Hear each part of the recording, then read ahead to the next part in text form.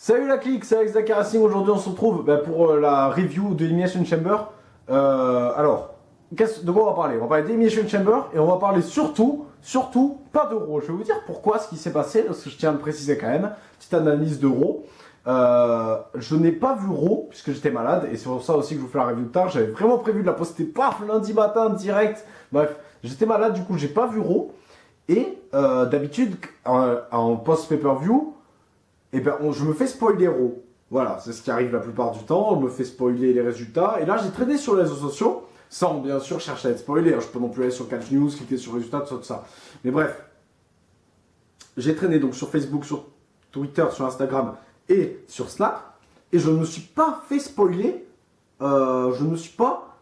Raw. Alors, ma théorie laisse à penser que Raw était de la merde. Pour qu'il n'y ait aucun spoil, je pense que ça devait être à chier. En attendant, nous on va faire la review. Je crois que j'ai dit preview tout à l'heure comme un con.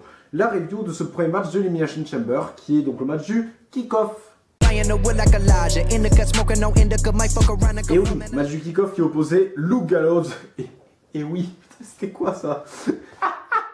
On dirait que je présentais 7 à 8, bordel de Dieu. Bref, le club face au mistourage. Alors, qu'est-ce que j'en pense? J'en pense que c'était nul à chier. On s'est bien fait chier. Est-ce que quelqu'un a apprécié ce match? Je ne sais pas. Heureusement, c'était en kick-off. Et le kick-off, comme quand on est en live, ce qui était le cas d'ailleurs, si vous avez raté le live, je vous invite à aller voir le segment de Ronda Rousey en live. Enfin, sur la chaîne de Zoran. Parce que je peux vous dire que, sur Zoran Racing, je peux vous dire que ça... C'était de la merde, enfin, on y reviendra tout à l'heure. Bref, en tout cas, voilà, comme on parlait, comme d'habitude, c'est passé assez vite. Mais puis de toute façon, c'était pas bien long, ça a duré 8 minutes 50. C'était pas bon de toute façon, bref. Voilà, victoire du club, assez logique, même si j'avais des doutes. Bon, en fait, j'avais pronostiqué le contraire. Mais bon, voilà, match assez classique et victoire du club, heureusement, j'ai envie de dire, après leur défaite au Rumble. D'ailleurs, ils volent depuis, on les a pas revus. Bref. Enfin, si on les a vus perdre et on les a pas revus depuis. Bref, voilà, match suivant, premier match du show, match féminin, Elimination Chamber. Et oui, Elimination Chamber féminin, 30 minutes de match féminin, ça fait plaisir, mais alors le contenu, il était pas là. Je vous avais dit que j'attendais 3 participants en particulier, Sasha Banks, Mandy Rhodes et Sonya Deville pour un peu voir ce que ça allait donner leur tag team. Et ben au final, ça n'a pas marché du tout, puisque Mandy Rhodes s'est fait sortir en premier. Alors qu'elle était rentrée en 3. Sonya Deville s'est fait sortir en deuxième, donc du coup ça a complètement coulé mon truc. Et après c'était le trio assez logique pour la fin, Sasha, Bayley, Bliss, avec donc Mickie James qui se fait éliminer entre la tag team et Bayley, et victoire d'Alexia Bliss après le turn de Sasha Banks sur Bayley, qui au final n'est pas concluant. Faire un turn, ça j'ai jamais trouvé ça logique. Faire un turn, se rebeller contre son partenaire dans un match comme Elimination Chamber, Royal Rumble, enfin quelconque match à élimination, je trouve ça une connerie. On a vu par exemple au Rumble, on avait eu il y a quelques années Reigns qui avait éliminé le Shield et qui au final avait perdu en finale contre Batista. Alors, peut-être que du coup il aurait quand même pas gagné, bref, c'est un peu compliqué de cerner ce que je suis en train de dire. Mais bref, peut-être que du coup la victoire aurait été donnée à un autre membre du Shield, mais voilà, ça aurait été quand même plus proche de lui en tout cas. Et là c'est pareil. Donc Mandy Rhodes et Sonya Deville ne se sont pas éliminés. Par contre, voilà, Sasha Banks n'élimine pas Bayley, mais la fait chuter presque, pas du haut de la cellule, mais du grillage. Et ça coûte le match à Bayley, clairement, qui prend le tournoi un peu plus tard. Et du coup, forcément, comme au Royal Rumble par exemple, c'est ça que je cherchais. Au Royal Rumble, Nikki a éliminé Brie. Du coup, elle s'est retrouvée seule avec Asuka. Autant se tirer une balle dans la tête, c'est pareil. Et bien là, Sasha s'est retrouvée seule face à Alexia Bliss. Alors là, par contre, je dis quand même pas que Alexia Bliss égale Sasha Banks. Ou que égale Asuka. Loin de là. Mais voilà, il y a en plus... alors, si je me trompe pas, voilà, Alexia Bliss est rentrée en dernier et Sasha en 4. Donc, avantage à Alexia Bliss, qui, voilà, du coup, a gagné le match. Et ça paraissait logique. J'ai déblatéré pendant 20 minutes pour pas grand chose. Mais je suis un peu déçu, je l'avoue. Et j'attendais beaucoup mieux de ce match. Parce que du coup, je vous l'ai dit, Mandy Rose invisible. Mickie James, pas invisible, mais pas loin. Sonya Deville, pas grand chose. Bayley, même si je l'aime pas, c'est celle que j'ai plus vue dans le match. Je crois que c'est celle qui a passé plus de temps dans la ring d'ailleurs. Mais attends, mais ils sont complètement cons, eux. C'est une blague. Je crois que... Non, mais ils sont teubés. Je crois que sur Wikipédia, ils ont compté, en gros, le temps resté dans le ring. Non, c'est pas possible. Si. Je crois que c'est con. Ouais, ils ont compté à partir du moment où ils étaient dans la chambre. Bref, passons. On va au match suivant. Donc ce match était très très décevant et heureusement que c'était l'opener. Match suivant. Match politique par équipe. Match politique par équipe entre The Bar et attention les yeux, Titus Worldwide. Mon équipe fav, Dana Brooke. Dana Brooke me divertit les gars, Dana Brooke me divertit. Est-ce que c'est pas fou ça, Dana Brooke qui me divertit. Bref, j'ai trouvé le match bon, il a duré que 10 minutes, ça je suis déçu. Parce qu'en plus, il y avait la place, parce que le Asuka Naya il a duré que 8 minutes, même si Main Event a duré 40, c'est surtout le segment de l'autre, la Ronda Rousey là qui a pris 100 ans. Du coup, je suis un peu déçu, mais le match c'était quand même bon. Apollo Crews a fait le taf et c'est ce que j'attendais. Cesaro aussi, donc je suis assez content. 10 minutes de divertissement, c'est bien parce que on n'a pas eu beaucoup de bons matchs ce soir, pour pas dire que quasiment pas eu. Mais voilà, j'ai rien à ajouter d'autre. Le résultat est assez logique. Et même là, tout est logique en fait. Mais voilà, j'aurais peut-être pu, voilà, j'aurais pas craché sur quelques minutes en plus. Match suivant, match féminin. Match féminin, Asuka Nia Jax, si Nia gagne, elle rejoint le match du Rumble. Du coup, c'est pas le cas, mais comme elle a démonté Asuka après le match, ou je dis de la merde là. Oui, c'est ça. Elle a démonté Asuka après le match. On peut s'attendre à ce qu'il se passe quelque chose, mais il se passe quoi? Ils vont pas. Il est hors de question qu'elle soit rejetée en match parce qu'elle a démonté lâchement à la fin. C'est illogique total. Voilà. Y a tous les fans de catch se plaignent constamment que les gens passent leur vie à se plaindre que le catch c'est truqué, mais si on leur donne l'opportunité voilà, de dire là on voit que c'est faux, même si voilà je connais l'argument, même moi-même je le pense, je connais l'argument, dans une série si tu sors de son contexte c'est pareil, je le sais très bien, mais quand même faut pas non plus tendre le bâton. C'est comme si tu montres par exemple, tu montres à un non-fan de catch, tu vas lui montrer les coups de pied de Sacha sur Lita au Rumble, ben franchement, s'il y croit pas, je le comprendrai. Même moi, j'ai rigolé, quoi. Bref. Si Nia Jax est dans le main event, je crache dessus, concrètement. Enfin, dans le main event, dans le match féminin. De toute façon, si Nia Jax est dans un match à Mania, je vais cracher dessus. À part s'il est dans le kick-off, dans un match tag team où j'en sais rien, mais... Bref, là, c'est honteux.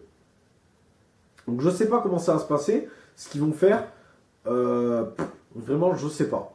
Mais on verra.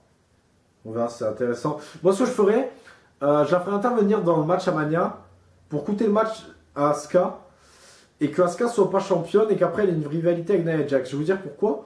Parce que si Asuka est championne, il va falloir trouver quelqu'un pour lui prendre le titre. Et là, ils sont mal barrés. Du coup, laisser le titre à Bliss encore un petit temps, ça serait pas mal. Donc voilà. Voilà mon avis là-dessus. Du coup, pas de triple threat pour Mania. Et Asuka, on sait toujours pas qui elle affronte. Mais voilà. On se doute que c'est Bliss, surtout vu que apparemment Ronda Rousey se dirige vers autre chose que le titre féminin. Et heureusement d'ailleurs. Match suivant, Woken Matt contre Bray Wyatt. Woken Matt contre Bray Wyatt, alors ça, je l'attendais pas. J'ai pas été déçu, mais psychologiquement, c'était un bon match. Pour les gens, les fans de catch qui aiment surtout...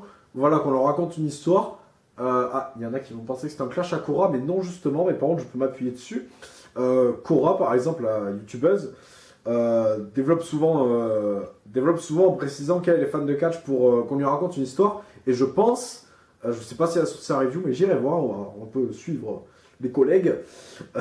On dirait tu sais, qu'on a un bureau de youtubeurs, genre que là, il y a d'autres qui tournent à côté. Bref. Alors qu'en gros, il y a mes toilettes à côté. Bref. Je pense que voilà, quelqu'un comme Cora par exemple qui aime qu'on lui raconte une histoire, même si voilà, moi en tant que fan de catch j'aime ça aussi, mais c'est vrai que je vais comment on appelle ça, je vais merde, allez, je sais pas, je vais plus rechercher une ring quoi en gros, et mais il me faut aussi quand même une part d'histoire. Mais voilà, disons que c'est moins obligé. Si tu me ponds un match là comme ça, tu me dis voilà, on fait Styles Nakamura, il n'y a pas d'enjeu, il n'y a pas de raison, il n'y a rien. Si c'est un bon match, je m'en fous. Alors, après, s'il y a une histoire derrière, tant mieux. Voilà.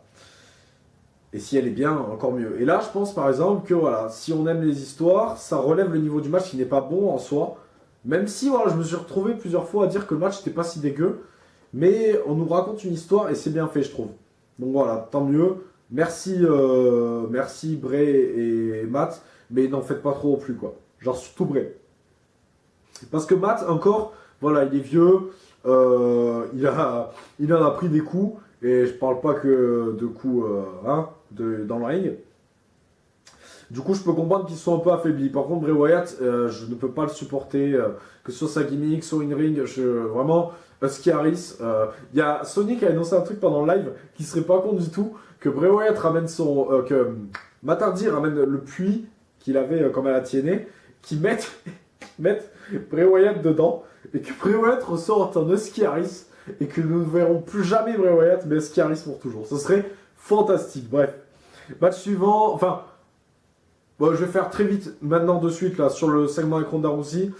Heureusement que j'ai dit beaucoup de conneries et que le segment est passé. Sinon, je trouvais ça horrible. Voilà. Triple H, le mec, il a affronté Taker à Mania. Il a fait des énormes matchs à la WWE, un des plus gros Hell in a Cell de l'histoire. Enfin bref. Je parle pas de celui contre Taker, je parle de celui contre. Genre, il y en a plusieurs en fait. Bref, immense carrière, bref. Et là, il se relève plus de passer à travers une table alors qu'il avait régné avant. Bref. Le segment dégueulasse et j'ai vraiment peur de ce que ça va donner Ronda Rousey. Ça peut faire quelque chose de bien comme quelque chose de pas bien. Je vais pas non plus lui chier dessus d'avance s'il faut, voilà, elle sera hyper bien entraînée. D'ailleurs, apparemment, elle s'entraîne avec Peyton. Je sais pas si c'est vrai. Mais voilà, j'espère qu'ils vont faire un bon truc. Espérons. Bref, match suivant, du coup, le main event enfin. Le main event, alors là, pareil. Les éliminations, vous savez que j'attendais beaucoup d'Elias. Résultat, tout le monde s'est fait éliminer par Strowman, sauf lui-même qui s'est fait éliminer par Reigns. Faut pas déconner quand même. Donc toujours avec ses power slams, d'ailleurs, il faudrait peut-être changer de finish parce que l'impact il est plus le même. Donc le Miz se fait sortir en premier. J'avoue que c'était le maillon faible, sachant que Elias rentre en dernier. Ensuite, suivi donc de Elias, voilà. Puis Cena, puis Baylor, puis Rollins. Moi j'aurais fait éliminer Cena en premier parce que ça aurait eu de l'impact et ça aurait vraiment laissé un gros suspense.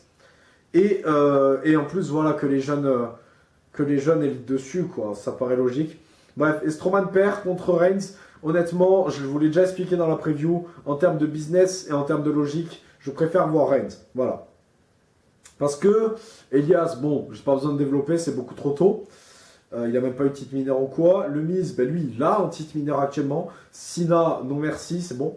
Finn Balor, le pauvre, à part... Enfin, voilà quoi. Vous préférez quoi? Vous préférez que qu'on ait Reigns, Lesnar à Mania, et au pire, voilà, ben, comme ça sera en main event, ce qui est sûr. D'ailleurs, le mec, il enchaîne les main events, le Reigns.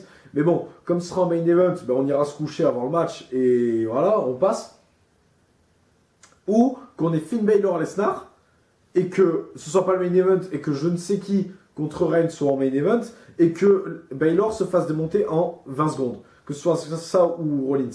Bref, donc voilà. Donc moi, je suis pas tellement déçu de ce résultat. Je m'y attendais fortement. Bon, par contre, voilà, du coup, au niveau de la surprise, c'est raté. Même dans la manière, parce que c'était un match quand même assez prévisible. Je suis déçu, les chambres n'ont pas assez pété. Et là, pareil, Strowman s'en prend à Reigns après le match. Qu'est-ce que ça veut dire? Je sais pas. Est-ce qu'on va avoir un triple threat? Est-ce qu'on va avoir un fatal four-way? Je sais pas. Qu'est-ce qu'on va en faire? Mais là, pareil, on nous laisse le doute. Et je sais pas trop quoi en penser. Mais du coup, si voilà, une chambre a pété après le match, mais pas pendant, et il n'y en a eu qu'une du coup de pété. Moi, j'attends toujours qu'on pète une cage pendant qu'il y a quelqu'un dedans. Bref, du coup, voilà, je reste un peu sur ma fin sur ce match, même si Elias n'a pas été fou du tout, puisque voilà, certes, il se fait éliminer en deuxième. Il se fait éliminer en deuxième, mais il rentre en dernier, donc c'est dommage. Je trouve la perf, elle n'est pas ouf du tout, il y avait beaucoup de lieux à faire. Voilà, le Miz, pareil. Après, Baylor a bien été dans le match. Rollins aussi. Voilà, il rentre en premier avec le Miz, donc c'est bien en triple threat que ça a démarré. Après, Reigns a été présent, mais sans plus. Je trouve que Strowman, Reigns, Cena, ça a totalement ralenti le rythme. C'est pas parce que je les aime pas, sachant que j'ai rien contre Strowman d'ailleurs, mais ça a vachement ralenti le rythme. Et je suis assez déçu à ce niveau-là. Bref, voilà. On peut s'arrêter là. On se retrouvera pour Fastlane. Alors, je vais vérifier quand est-ce qu'est Fastlane. Parce que je ne m'en rappelle jamais si c'est le week-end prochain ou celui après, c'est le 11 mars, donc ça pas du tout bientôt. Donc la review arrivera dans un petit... quoique, en fait si c'est bientôt. Alors attendez, je vérifie le calendrier. Donc le week-end prochain, le 4. Merde. Ok, donc pas cette semaine. Donc la semaine prochaine, on aura la preview de Fastlane. Je sais pas si je vous enverrai du catch français entre temps, j'ai pas envie de vous surcharger, dites-le moi. Je sais plus ce que c'est le prochain match à prévoir sur la chaîne. Mais dites-moi si ça vous intéresse. Que je vous en envoie un voilà, cette semaine ou si voilà, cette review vous suffit. Voilà, je vous dis à bientôt sur la chaîne. Je vous fais des bisous et ciao.